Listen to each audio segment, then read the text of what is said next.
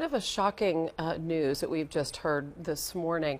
What is his place in baseball history? What will the sport be missing? Well, so much as an ambassador. You know, the concept of being with one organization and staying with that family for so long, what he's done for San Diego sort of shared the light of what players like Cal Ripken Jr. was able to accomplish with working with Baltimore.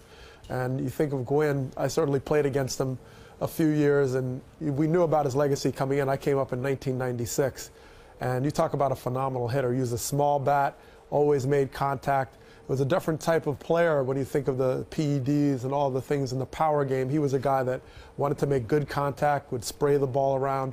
He was basically indefensible. I mean, I played center field just trying to combat where he was hitting the ball, and he'd hit it anywhere. Wherever you were, he would find a hole. And that contact hitter, that concept, he was, was a good athlete, but certainly that was the thing that set him apart, his ability to use the entire field, understand the plan of what the pitcher was trying to accomplish, and then work against him. And I mean, you just had to hope he was going to hit the ball right at you, basically.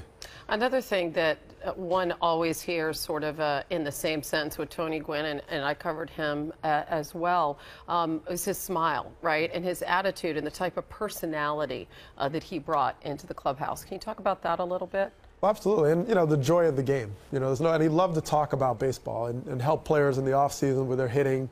I mean, this was his game, and he continued that on by just being able to share it, obviously, with his family and that next generation. But he was always open to that discussion, and he had a great appreciation for the game and being able to pass that legacy down.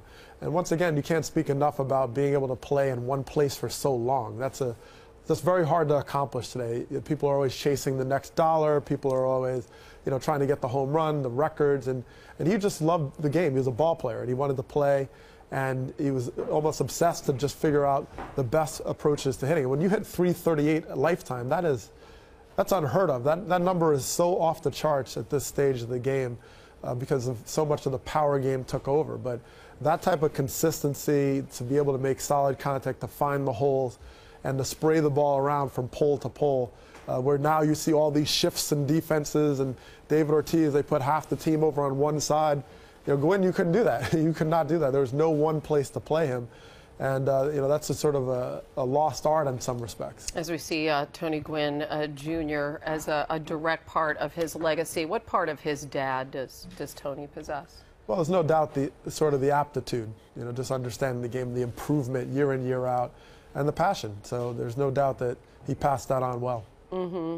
Beautiful article about father and son yesterday in the paper on Father's Day. Again, Tony Gwynn Sr., Hall of Famer, has died today at the age of 54 after a battle with cancer. Doug Lambo, we appreciate your thoughts.